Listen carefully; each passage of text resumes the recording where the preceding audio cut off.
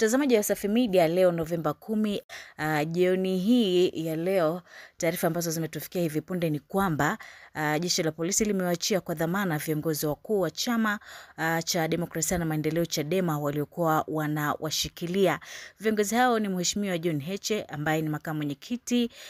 Tanzania Bara, lakini pia Mheshimiwa Amani Golugwa, yeye ni naibu katibu mkuu Bara, na Mheshimiwa Godbless Lema, mjumbe wa kamati kuu, na Mheshimiwa Boniface Jacob, mwenyekiti kanda ya Pwani. Kumbuke kuwa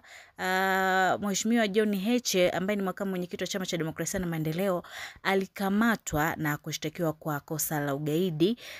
lakini hawa viongozi wengine waliosalia, ni juzi tu hapa jeshi la polisi lilitoa listi ya watu takriban 10 ambao walikuwa wanatafutwa na jeshi la polisi kwa tuhuma za kuratibu vurugu zilizotokea siku ya uchaguzi mkuu siku ya Oktoba 29, 2025. Na katika hiyo list ya watu 10 alikuwepo Amani Golugwa, alikuwepo Godbless Lema, alikuwepo Boniface Jacob ambaye ni mwenyekiti kanda ya Pwani, na wengine akiwepo pia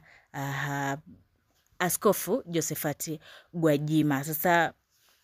hao viongozi wa Chadema walifanikiwa kukamatwa, lakini jioni ya leo taarifa ambazo zimetoka kwenye ukurasa rasmi wa chama cha Demokrasia na Maendeleo Chadema ni kwamba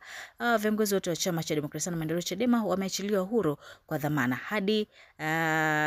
Mheshimiwa John Heche ambaye alikamatwa mwanzoni kabisa kabla ya hao wengine wote. Mimi nikusihi mtazamaji wa Wasafi Media, endelea kuwa karibu nasi, tunaendelea kufuatilia kwa karibu na tutakuletea habari